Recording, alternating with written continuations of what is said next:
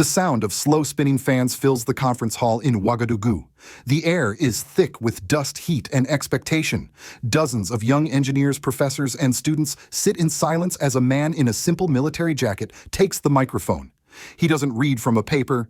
He doesn't start with applause. Burkina Faso has decided to make a revolution, he says, but this time it will not be political. It will be scientific, technological, and industrial. No fireworks, no slogans, just a challenge, one that feels heavier than any speech before it. Because in a continent that was once called the cradle of humanity, President Ibrahim Traoré is asking his people a question the world doesn't expect to hear. If Africa was the first to walk this earth, why does it still crawl for progress? He looks across the room and continues, almost whispering, God did not make Africans stupid. He gave us the same brain, but we refuse to use it. In that moment, the hall falls completely still. You can feel a shift, as if a nation just looked in the mirror for the first time. This is not another political rally. It's a declaration of war against laziness, dependency, and the imported ideas that made Africans forget how to create. Ibrahim Traoré isn't calling for another protest. He's calling for a new kind of labor, one that turns invention into pride and science into freedom. So before you scroll away, ask yourself, can a continent truly rise by working for itself day and night until it no longer needs to beg for help? If you believe that dignity is built by hands, not by aid, stay until the end, because this right here may be the true beginning of Africa's industrial revolution. The event was called FERSIT, short for Forum of Scientific and Technological Research in Burkina Faso. But to those who were there, it felt less like a conference and more like a battlefield of ideas. In the heart of Ouagadougou, under the brutal Sahel sun, hundreds of scientists, engineers, teachers, and students gathered. Many came expecting another polite talk about innovation, the kind filled with PowerPoint slides and donor-funded buzzwords. But this time, something was different. President Ibrahim Traoré didn't come to celebrate the past. He came to confront the present.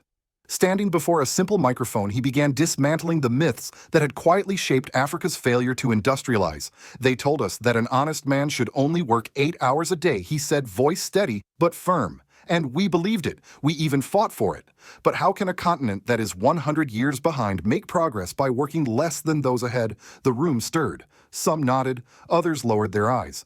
It was the kind of sentence that felt like a mirror, one that reflected an uncomfortable truth. For decades, the West had given Africa concepts, development programs, imported models, good governance seminars. But behind those words, Traoré saw something else, a form of soft paralysis, a system that taught Africans to wait, not to build. They flattered us, made us sleep with beautiful ideas, he continued. Now we must wake up. The revolution means working by ourselves, for ourselves. At FERSIT, Traoré redefined what revolution meant. It was no longer about protests, soldiers, or slogans. It was about labor, the physical, mental, and scientific effort of a people ready to stop being consumers of other men's inventions. He gave a simple example, one that made every journalist in the room look up. Look around this hall, he said, pointing at the ceiling fans turning above him. Why can't our youth build these, or the air conditioners around us? Are they more intelligent than we are? The question lingered like thunder. No one dared to answer. Then came his real challenge, not to politicians, but to the country's entrepreneurs and industrialists. From now on, he said, companies must contribute directly to research and innovation. They must help build the laboratories, the workshops, and the schools where invention would be born. Innovation is not only for those who went to school, he said. Some of our greatest minds are in the villages, men and women who can build, who can imagine, but who were never given the tools. That's why these centers exist, to give them knowledge and a place to create. The crowd erupted into applause, but it wasn't the usual applause of approval. It was the sound of realization. For the first time in years, a leader wasn't promising free aid or loans or foreign partnerships. He was promising something deeper, a culture of self-reliance, a revolution of the mind. He turned to the business leaders in the front row and delivered one last warning. Those who keep importing furniture and products, stop. Find local carpenters, train them, finance them. If you depend on imports, you will not receive state contracts anymore. It was a decree hidden inside a speech, and everyone in the room knew it. Traoré had just drawn a new line between the old Africa that begged and the new Africa that builds. That day, FERSIT stopped being a conference. It became the front line of a new African revolution, one powered not by gold or guns, but by discipline, invention, and national pride. For a few seconds after Ibrahim Traoré's final words, the entire hall fell silent. No music, no whispers, just the soft hum of the fans he had pointed at moments earlier. Then, without cue or command, the audience stood. The applause didn't sound polite, it sounded liberating. Professors who had spent their lives writing proposals to foreign donors now wept quietly. Young inventors who had been dismissed for building radios out of scrap metal suddenly felt seen. Even soldiers standing guard outside lifted their heads as if realizing they were protecting something more than a government, they were protecting a new idea. That afternoon, the footage of Traoré's speech flooded every television and phone screen in Burkina Faso. Some played it on repeat, others watched in disbelief. No leader had ever dared to call his own people lazy, yet no one could deny that he was right. Reconnaissons que nous sommes paresseux, he had said. Let's admit that we are lazy. It was the slap Africa didn't know it needed. Social media exploded. Some praised his courage. At last, a president who tells us the truth. Others accused him of being too harsh, too demanding, too unrelenting. But the argument didn't matter because for the first time in years, Burkinabe citizens were talking about work, not politics. By evening, radio stations in Ouagadougou opened their lines to listeners. Callers ranged from factory workers to farmers, from engineers to mothers. A teacher said, "He's right, we waited too long for Europe to fix us." A mechanic added, "We can make our own fans even if they look ugly at first." And an old woman, her voice trembling through static, said simply, "He spoke like Sankara came back." Across the border, the reactions were immediate. In Mali and Niger, journalists replayed the clips calling it the rebirth of Sahelian pride. In Ghana, one commentator on Metro TV said, "When a president tells his people to work harder instead of asking for aid, that's not dictatorship, that's leadership." But not everyone was celebrating. French media outlets framed the speech differently. Le Monde titled its report, "Traoré urges Burkinabe to work day and night. Is this the new face of African nationalism?" CNN, and the BBC called it a populist lecture disguised as a development policy. Yet behind those cautious headlines, one thing was undeniable. Traoré had struck a nerve not just in Burkina Faso, but across a continent still haunted by the memory of dependency. A few days later, students at the University of Ouagadougou painted the slogan "Travail, House, Souveraineté" across the campus walls. Work is sovereignty.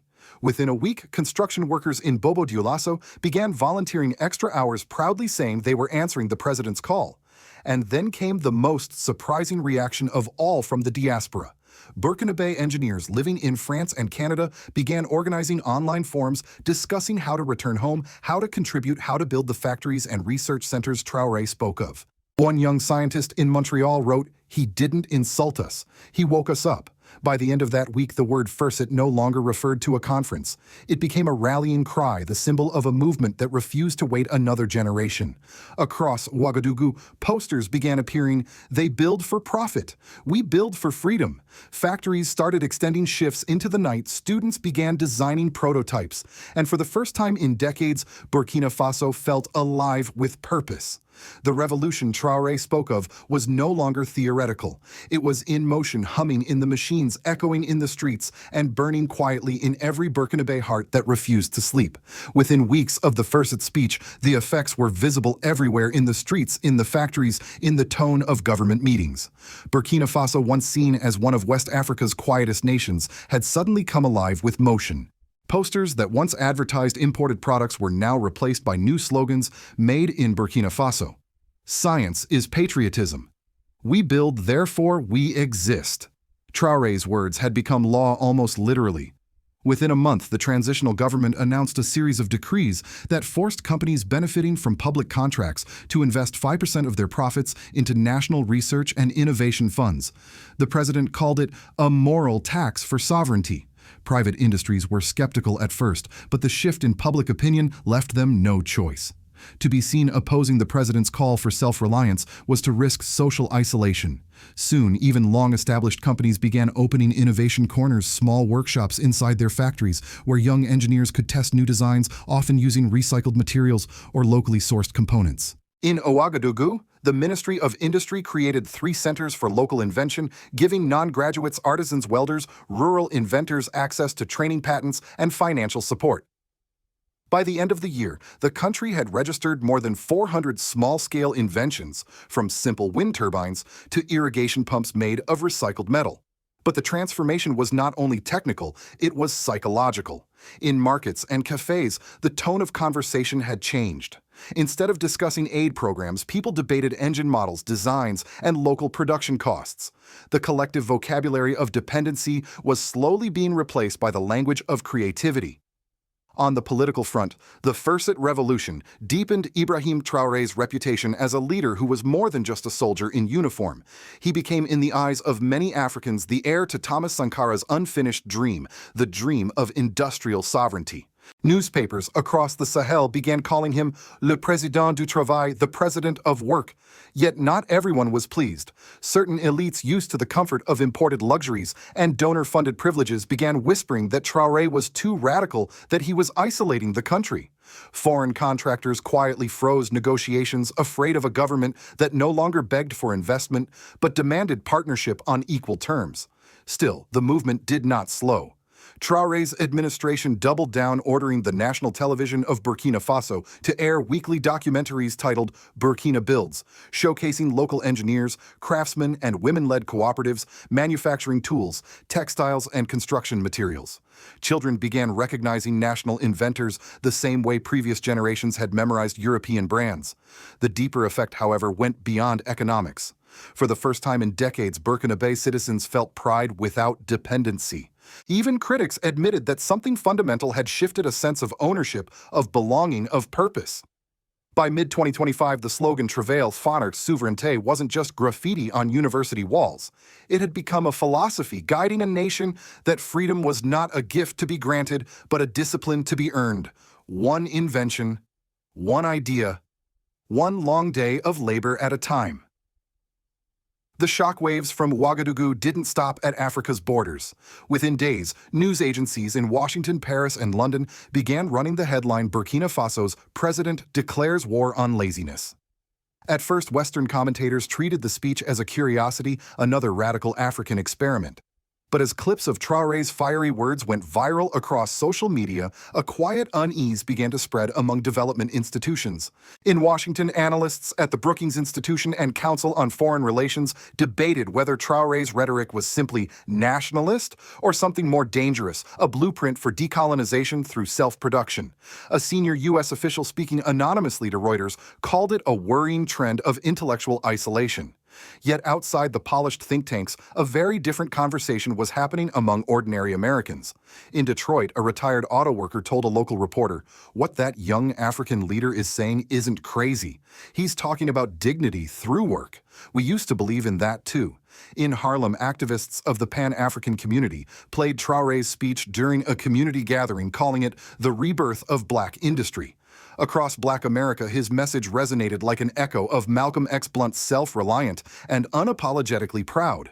It reminded many that the global struggle for dignity was never about color alone, but about the right to build with one's own hands. Meanwhile, Europe's reaction was far more cautious. French economists warned that Burkina Faso's new policy of local production could destabilize trade flows in the West African market. In other words, it threatened French profit. Germany's development agency quietly suspended a technical partnership, citing ideological differences. But in private, European diplomats admitted that Traoré's model was dangerously inspiring because it worked. In Asia, the response was pragmatic. China and India offered training exchanges in renewable energy and small-scale manufacturing. But Traoré made it clear no partnership without full technology transfer. He was not looking for another master-only allies. And then something unexpected happened.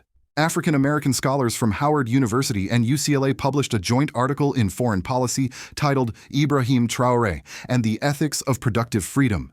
They argued that his speech marked the most important philosophical shift in African leadership since the fall of colonialism, a shift from dependency toward creation. By late 2025, the New York Times wrote, Traore may not lead the world's richest nation, but his voice is reshaping how the world defines poverty. Even global tech leaders took notice. A small startup accelerator in Silicon Valley announced a mentorship program for African inventors, citing Traore's call for revolutionary work ethics. And across the global south from Jamaica to Bangladesh, his message found fertile ground. For the first time in generations, leaders in developing nations were quoting a Burkina Faso president as a model of self-reliance, not as a recipient of aid. It was clear now, the revolution Ibrahim Traoré launched at FERSIT was no longer just Burkina Faso's. It was Africa's awakening, and perhaps a reminder to the rest of the world that dignity once rediscovered is contagious. As night falls over Ouagadougou, the same hall where Ibrahim Traoré once spoke is now lit by the warm hum of local-made lamps inventions born from that single day of awakening. A group of students gathers around a handmade fan laughing as it whirs to life. It isn't perfect. It wobbles, hums unevenly, but it works, and that is enough to make them proud. Across the city, workshops stay open late. Men and women work past midnight welding, carving, coating their eyes, reflecting something that can't be measured by GDP. It's not money. It's not fame. It's belief. Belief that a nation's dignity can be rebuilt by its own calloused hands. But even as Burkina Faso rises, the world watches, not all with admiration. Some fear what a truly independent Africa could mean. If Burkina Faso can build without foreign loans, if Mali and Niger follow its example, if the continent reclaims its industry, what happens to the balance of power that has ruled the world for a century?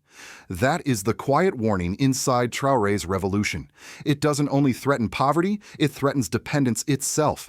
And dependence for those who profit from it is the most valuable resource of all. Yet in every era, someone dares to remind humanity that freedom begins not with wealth, but with work. For Africa today, that someone is Ibrahim Traoré. For the rest of us, the question remains, can we still believe in the dignity of work, or have we surrendered it to comfort and convenience? Because whether you live in Ouagadougou or Ohio, Paris, or Philadelphia, the truth is the same. No nation stays free when its people stop building. And no generation deserves peace if it forgets the value of effort. So tonight, as those Burkina Faso students switch off their handmade fan and smile in the dark, remember, revolutions don't always start with gunfire. Sometimes they start with a hand that refuses to stop working. Please share this story if you believe that President Ibrahim Traoré's revolution deserves to be known beyond Africa. Comment below. Do you think Africa's path to freedom through work could reshape the world we live in? And most importantly, subscribe if you still believe that truth and dignity are worth fighting for.